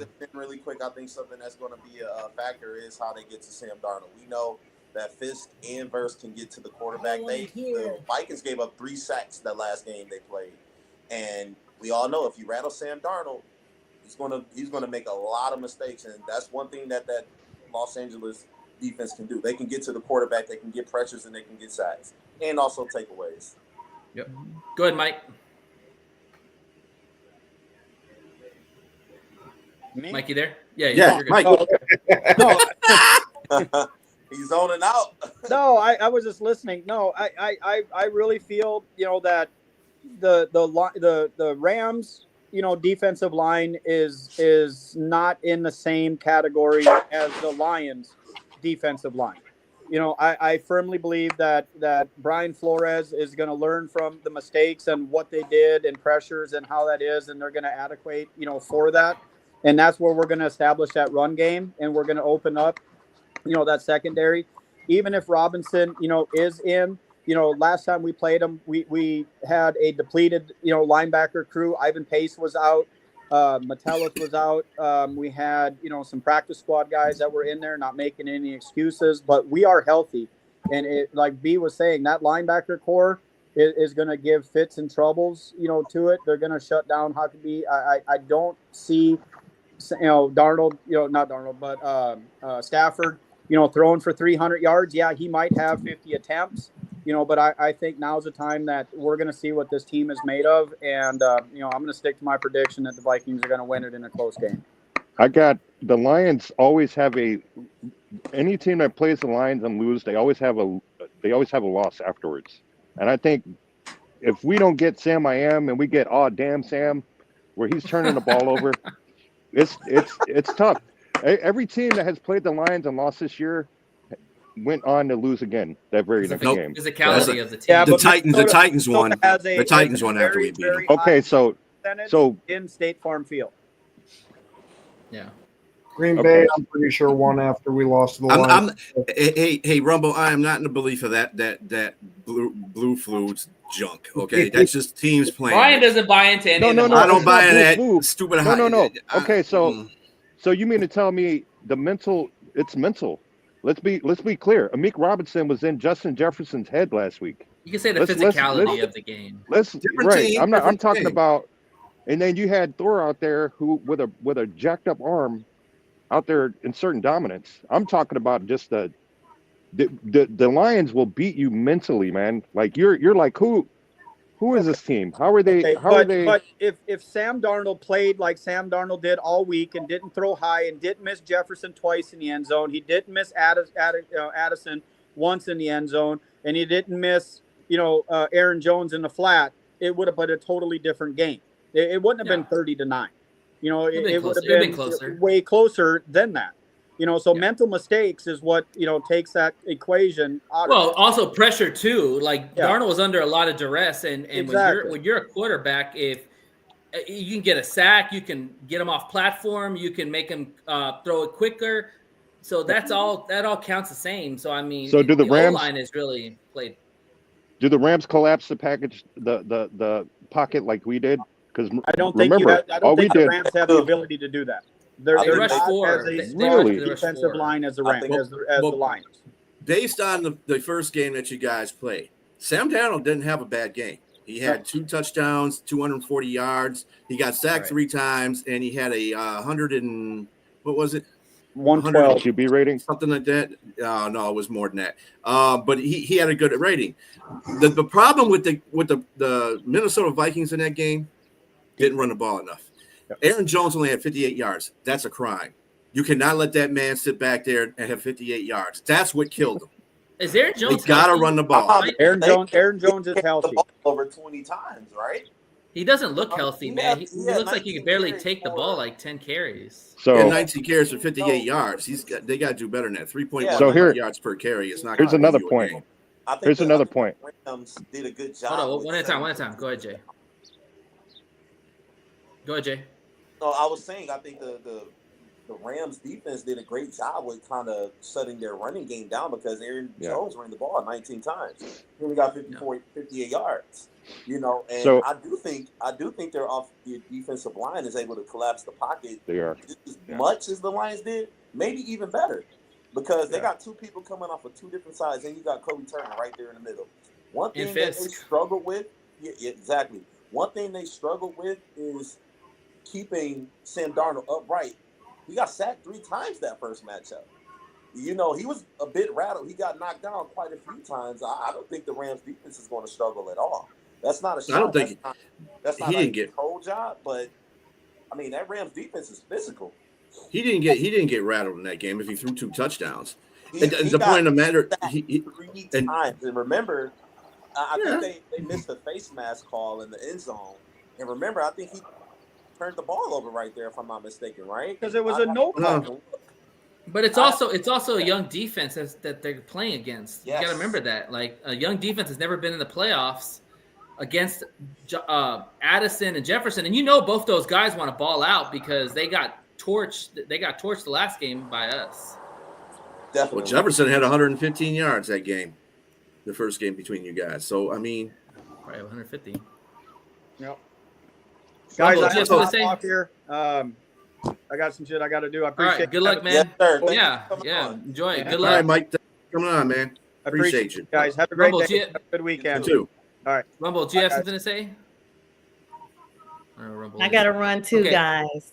All right, Sonia. Thank you, Sonia. Thank you guys for joining us. All right, y'all have a good one. Good luck, guys. It's in the playoffs. Go Lions. Thank you. Ken, we haven't heard from you, man. I know you're a Packer fan, so you know how you feel about the Vikings. We know you love them so much. Massively. Tell us what you think. What are your thoughts?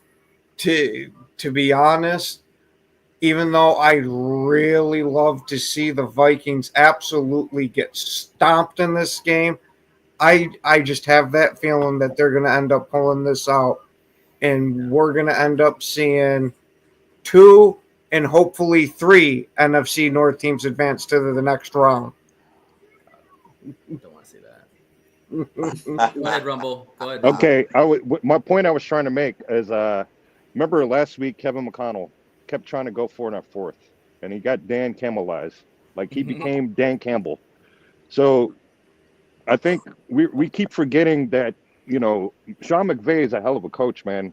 And I think it comes down to the coaching in this game.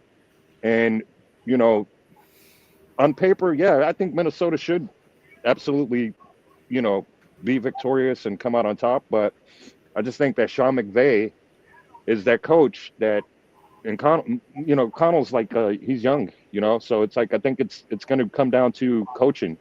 And I think with Matt Stafford at the helm and him taking shots, thing with Stafford, he's going to take shots today. We all know that. He's going to take hits and he's going to keep slinging the ball, man. So I think they're going to edge him out. And I think it's going to be, I think they win by 2 scores, believe it or not. I think they just have a lot more riding on their shoulders with the, you know, with all the disaster that's going on in California. I think that team is going to be, like, again, the only team in California that comes out and they're going to, unfortunately, like I say, lose to us next week. But I think Connell, I think that coaching staff, you know, even with Brian Flores, I think that's, you know, I think their luck stops this week.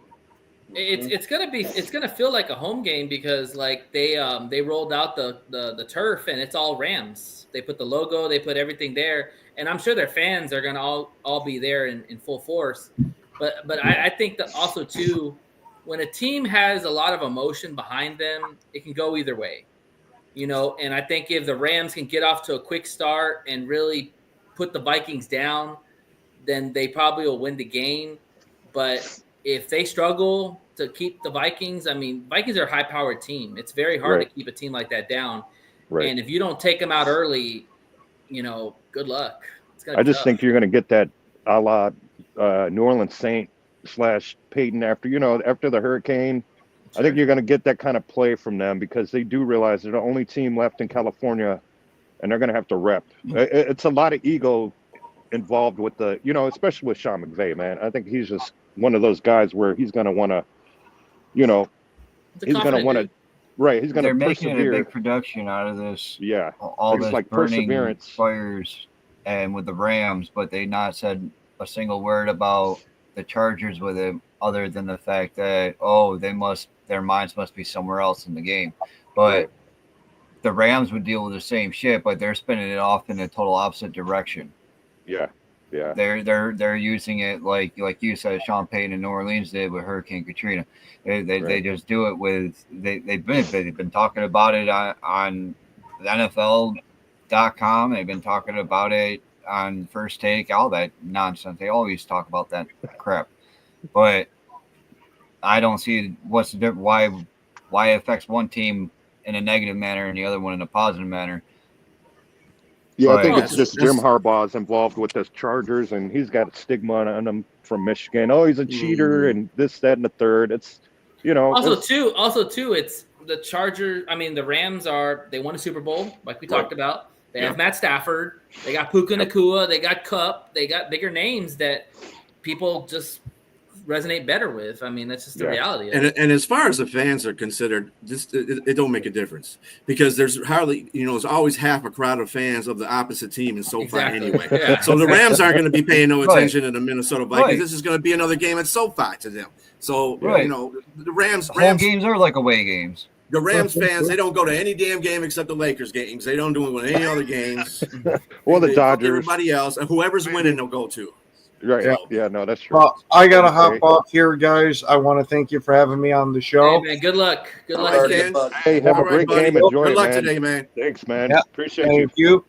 And, hey, I hope everybody enjoys the rest of these playoff games. Yeah. Yes, sir. All right. You guys have a good day. Right now. You too, Ken. Thanks, man.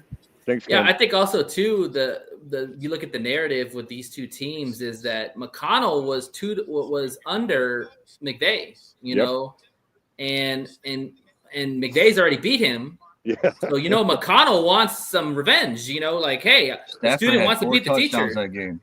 Yeah. I think it's going to be a shootout. I really The Rams do. I think were 1-4 going into that game the last time they played, and then they only lost 3 games for the rest of the season. I think both defenses are going to take a backseat to this game. I think that it's going to be what we expected the Lions and Vikings to be. It's going to be a darn shootout because Stafford and Darnold can sling it, and they got receivers all over the floor. They got running backs, and neither defense is that good, in my opinion. I mean, Mike's not here to defend himself, but yeah, I think that game last week. I mean, people are saying like we have a hell of a D line. We really don't though. Without we don't. Not without Aiden and Matt. You know, all they did was collapse They closed it in, and we know Darnold can't spin around, and he's not fleet on foot. He can't spin around in the pocket. He's just gonna go. He's just gonna step up. And believe it or not, that's all they were doing. It forced him to step up, forced him to throw the ball without moving his feet, and ultimately, the Rams should be able. Yeah, the Rams should be able to rush with 4. They should rush with 4. They have Verse, they got Fisk, they got Kobe Turner. They have some athletes, Young. man. Yeah. Right. They have some athletes on that line. Man, Chase Young. Man, come on, bro. Are we serious right now? He still has yet to have a great game, man. And I think this could very well be that game, man. He gets 4 sacks against Sam Darnold. Come on, man. Now we're talking about Chase Young. All right, the games have started. I want to wrap Chase this Young up plays for the soon. Saints. I mean, my bad. Not Chase Young, but Brian Young. Brian Young. My bad. Yeah. Brian Young. All right, so we're gonna wrap this up pretty soon. But I want to talk a little bit about the Lions, just to wrap up the Lions talk. Who do we think we're gonna play, or who do you want to play? We'll start with B. I don't care. Give me a team. Just give me a team. I don't care. I don't care what team it is. We're gonna beat them. It doesn't make a difference. I don't know. care what Just give me. Okay, give me a team that you want to get that won't whip their ass. You know You what? ain't gonna get an answer out of him like that. Yeah, for real. If there was any team that I would like to for the play, past 3 years. First, He's the worst. He's the worst interview in the world. I don't care. Whatever happens. You remind me of Mike Tomlin. We don't care. Okay, you really don't care though. Okay. If it's anybody in the playoffs that I wish that they play, that they get to play, that it would be different. Who do you want to take their belt to and whip their ass? Better question. Mike Tomlin. Commodores, the Vikings, Packers, the Eagles. He called them the Commodores. Who do you really want to whoop their ass? Like, you just want to take it to them, shut them up. I want the Rams. Give me the Rams. Why? I want Philly. Detroit for some odd Philly reason. cheesesteak them. It won't be Philly. It won't be Philly. It won't be Philly until the conference final, if anything. I'm trying to compare him with Jared Goff, and I just want to see the Lions put that to bed. I want the Lions to put all of the talks to bed. Well, we play them next year in SoFi, just FYI. Yeah, but here in Michigan, Detroit, it's revenge tour. Talk about that. Yeah. So shout out to you, Jay. Set it up for everybody. Yeah. Okay. So you got Rams. You got Rams, Jay. I got Rams too, man. Hey, I'm touchdown going with Jay. I got Broncos. Rams too. Dang, you're ahead of me. Wow. Yeah, I got Rams too. Shut the fuck up. I want them to beat the snot out of Sean McVay. I do. I want them to beat the snot out of Sean McVay next week. I want us to just put that to bed, man. And Goff to be like, hey, yeah, I guess I'm not so bad after all. So if Green Bay beats the Eagles, will we play Green Bay? Yep. Lowest seed. We get the lowest seed. I would take Green Bay. I would want Green Bay. I won't whoop their ass again. And they take out the Eagles. Oh man, that'd be great. That'd be a win-win. Did somebody say the Broncos just scored? Because the Broncos scored. Yeah, it's 7-0. Oh, like we told you. You must be really ahead. Sean Payton, baby. Monkey's still on. It won't be long, man. All right. Well, we're gonna go and wrap the show up so Monkey can watch it on actual TV. Yeah, because I'm getting sick and tired of behind Robbie. I saw the score. Hey, how's it feel? You always spoil my shit. Franklin scored.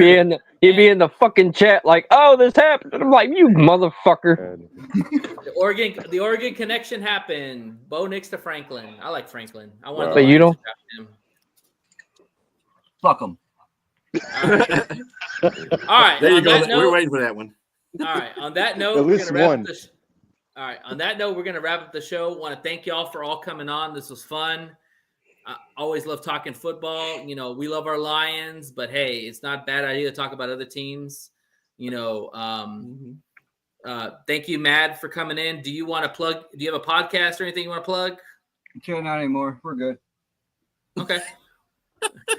Hey, man, good off season. I don't know what's going to happen with Russell Wilson, if you're going to keep him or not. Are you going to turn over to Fields? I hope not.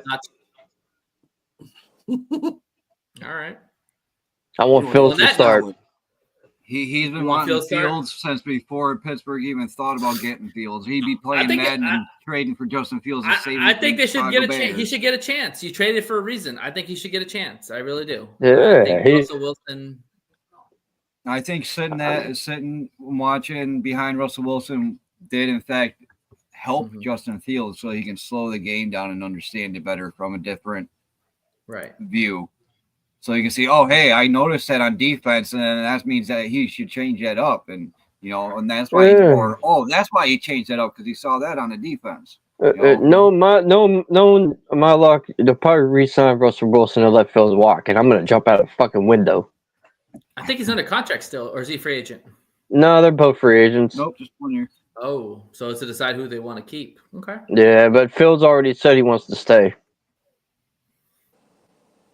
Yeah, Russell. We're still paying Russell. Yeah. It's Mike told me he just when Fields played, he handcuffed him. He didn't give him the whole playbook. He gave him 50%. I have a good. All right, Jay. Take care, man. Buffalo. All right, we'll see y'all next week. All right, Jay, have a good one, man. Yeah, I think with Steelers, like for me, Pickens, man, what happened with him? Like he just seemed like.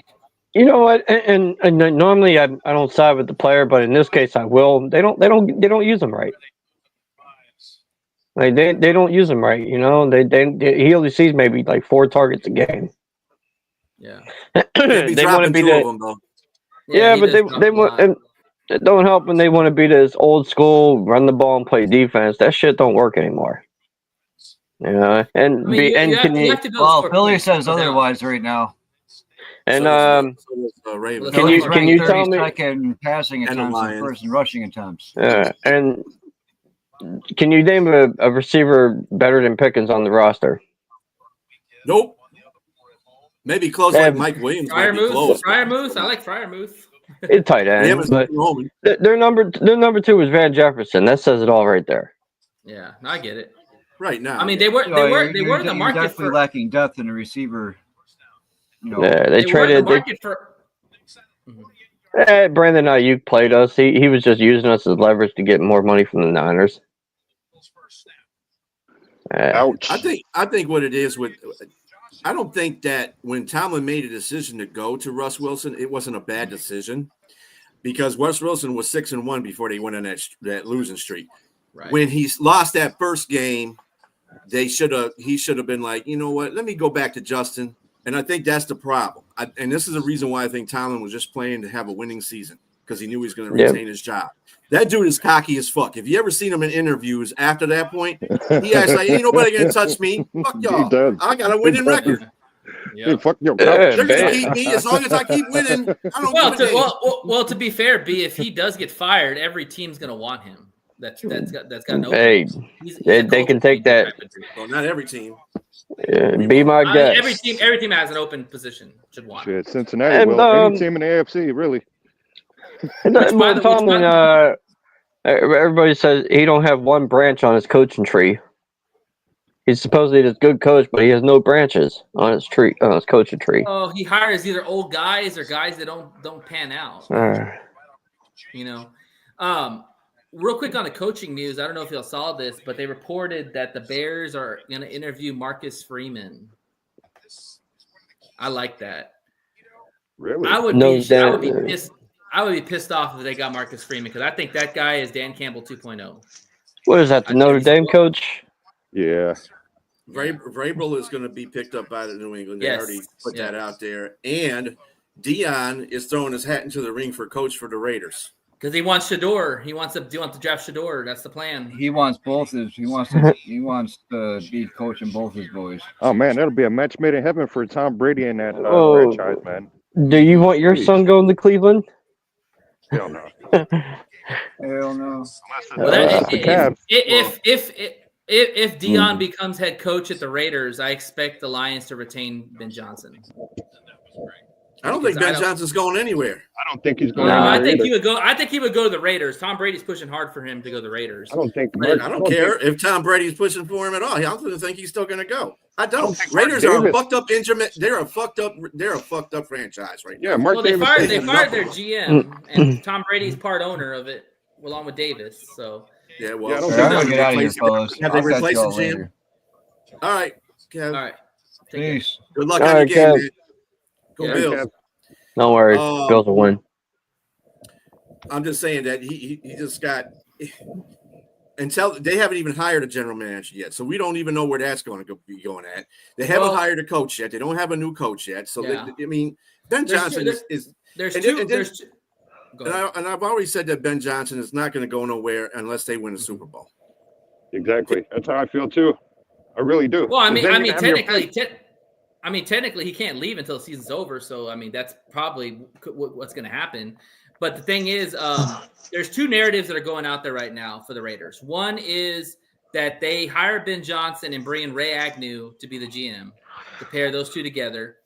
And then the other narrative is that they go get Dion, and Dion drafts Shador. They draft Shador, and he his son. He coached his son. So I could see either one. I don't think Ben Johnson is going anywhere until we win. Oh well, he can't leave till we win. No, period. Even next year, if we go to the Super Bowl and we don't win, I don't think he's going to go anywhere. Because if he wins with the Lions as an OC, he can have his pick anywhere. He can go to any team. Well, he can have his pick anywhere he wants to go right now if he wants to. But I think he values the Lions a lot. Yeah. There's a lot of truth to that. Well, to the point that Rumble was making, though, his job is not done. I think this is what Ben Johnson has established all along. Until we get to the Super Bowl and win the Super Bowl, I'm staying with this team. And so when we win the Super Bowl, that's when you got to start worrying about him going to other teams. Because then that'll be. That's what I think. Because look at it. Look at these coordinators who are still coordinators. Like they had a head coaching stint, and now their ceiling is coordinator. You know what I mean? Even Josh McDaniels, like he was a guy for Denver supposedly, and now Vrabel is that guy. Like we've been waiting on Daniels to take over the damn Patriots. I think Vrabel was always a consideration until he got fired. I think they really blackballed fucking Mayo, man. It's really sad. Yeah, Mayo. That dude just got. He was the scapegoat for that team, and they got rid of him like yesterday's trash. They basically lied to him and told him stuff so he could be the coach until they got Vrabel. They already knew what was going on. They probably already talked to Vrabel about it. Yeah, another happy ending for crap. Vrabel will be lucky if he gets 2 years. Well, Drake May showed some promise, so he's got a quarterback to build around. They got a lot of money too, so. Out of all the coaching, branches that Bill Belichick has, Vrabel's the most successful one. Everybody else sucks ass as a coach.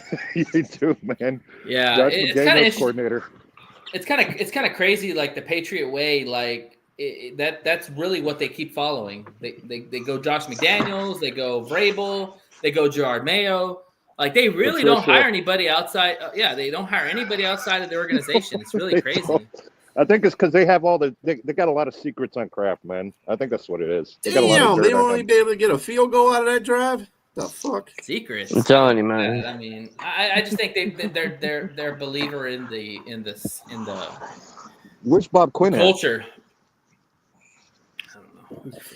That's why I always say Bill Belichick is an overrated coach.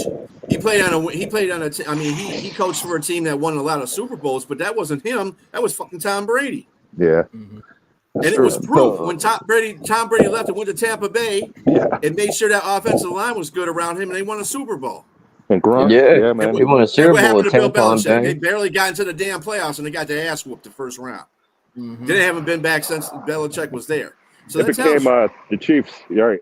The Chiefs took over for the AFC after that. Yeah, for real. I think it was more like the refs that took over the AFC for the Chiefs. Oh, I mean, that there's some narratives to that too. they're all going to Taylor Swift concerts. And then Baker Mayfield, he lit it up with the sucking theirs. Yeah. So, but anyway, yeah. So any final thoughts before we wrap this up, guys? So we can look like Rumble's. Man, let's enjoy these games, man. I'm looking forward to seeing who we final thoughts. You know, scouting. Go Bills, go Lions. Rumble, you need gloves, brother. Yeah, dude, you need an extra pair of gloves. I know you're outside. I'm surprised you're sitting out there in that cold ass weather. It's not bad. The sun's Matt, out. you from Pennsylvania? Who? Matt, are you from Pennsylvania? Oh, me? I thought you said Matt. I was like, who's Matt? No, I said Matt. Matt. Yeah, I'm in Pittsburgh. Okay, that's what's up. Yeah, I'm in Pittsburgh. I'm like half hour away from Acrisure Stadium. I was about to say, how do you live and be in Pittsburgh and got Philadelphia there? You know that rivalry. This way, man. Philadelphia fans are only tough when they're in groups. Yeah. Like every time they come to Pittsburgh, they get beat down. Like we hate Philly. Yeah. We hate Philly. We don't root for any Philly teams. We hate Cleveland.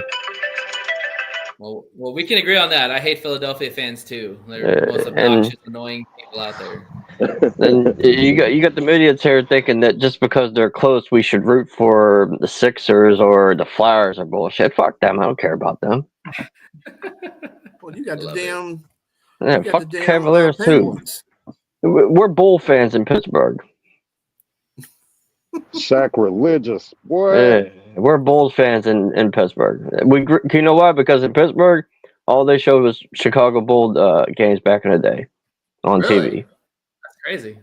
Because we had the Chicago channel and and everybody liked Jordan, of course. But of course. WGN, yeah. I mean, everybody had the Bulls on TV. That's all that was good. I don't root for the Bulls personally, but when it comes to NBA, I really don't have a favorite team. Fair enough. Okay. All right, fellas. Well, I'm gonna wrap this up, and then y'all can stay on and chat if you want to. I want to thank Mad for coming on the show, Mr. Rumble. Thank you, B, as always. I want to thank all our guests. It was great to have. Yep, Sonya, Mike, Ken. Yeah, I was actually thinking in my head, like, once we win the Super Bowl and the season finishes, I'd like to have more of these discussions, like about the teams, like to check everybody's temperature and see how things are doing in the off season. I thought that was really fun. Like, I really like that, because as much as we love our Lions, it's nice to know what's the other sides are looking like too, especially with our rivals. Because I guarantee you, man, we win the Super Bowl, you're going to hear from our rivals all off season. Yeah, I like watching. You got 1, 2 now. We go with 3. Right. Nothing's going to be good enough. This is why I say I don't really care about what they say because nothing's ever going to be good enough for the rest of the division. Even though we have one Super Bowl, just like the damn Bears do, and we got one more than Minnesota does. But we're going to still be laughed at because they're still talking shit because dude, especially by Green Bay. But shout out to Mike. He gave us our flowers. I appreciated that. And Ken was very respectful too. Didn't really say anything about the game, but it's up. I know they left before I could say fuck their teams. well, on that note, thank you for the segue. On that note, we're gonna go because in case you didn't know, I really like the Lions in the North. I always have, and I'm not saying it just because I'm Yinzer here. Like it's always been like that. Yeah, and I've always been a Steeler fan back in the day. I love Big Ben and Antonio Brown and Antonio Holmes, all that team you guys had. It was Harrison. Yeah, 3-1-3, man. Yeah, if you ever see any other Steelers fans, and they'll tell you straight up, we hate the Bears. We don't like the Packers. We damn sure don't like the Packers. There's a shitload of Steelers fans in Texas. I don't know how it is, but there's a huge contingent in Texas. It is insane. They're all over the place. They travel well. Very true. Yeah, like Carolina, that's like Pittsburgh's second home. Right. But on that note, we're going to go and wrap up the show. B, we will be on TBD, I guess, right? Until we know for sure who we're going to be playing. More likely, we're probably playing Sunday. Yeah. So we'll say tentatively we'll be on at 10:30 Central, 11:30 Eastern time with our regular pregame show. Rumble, you're welcome to join. I mean, pretty much any Lions fan going forward. We need to find whoever a fan of the other one. Josh Allen just went down. We need to find some more Lions fans because I think, guys, this is going to be a great. Oh no, never mind. He's on defense. I mean, my neighbor's a Lions fan, but he hates me. Yeah, I mean, this is a great road, guys. Like, we want all the Lions fans to enjoy it, man, because this is a season like we've never had before. It's already the best season in history, and it's only going to get better. So, any Lions fans want to come on, you're welcome to. We'll get you the link, and hey, come and share the excitement and the joy of this ride. Yeah, man, come roar, come let your voice be heard, man. Be loud and proud. It's playoff week next week too. I mean, I would say that we should get anybody on there that's in the playoffs. So you can do that. And Robbie, you're always welcome to come on here. I know Pittsburgh ain't in there. But, I don't care. It's not like I got nothing better else to do, man. And the reason why that Lions fan doesn't like you is not because you're a Pittsburgh fan, it's because you keep knocking over their trash can and pissing on their car. I'm not number here, dude. Like, because my neighbor, I got one neighbor, he's a Lions fan, and my other neighbor's a Bills fan. And I'm constantly kicking over the garbage cans. See, there you go. Hey, just don't piss off a Lions fan because we've already been through a lot. Okay, so there's a lot of control theory in that body and mindset. Okay, well, it might be. Yeah, Robbie. Be okay now. Yeah, shout out to Robbie too, man. I'm not really a likable neighbor. I fuck around with my neighbors a lot. No shit. All right, we don't want to get you in trouble. So on that note, we're going to go ahead and wrap up the show. As always, thank you guys for coming on. Fuck the Vikings. Fuck the Packers. Fuck the Bears. Lions all the way, baby. All the way to Nolans. We're out. Y'all have a great day. Go Lions.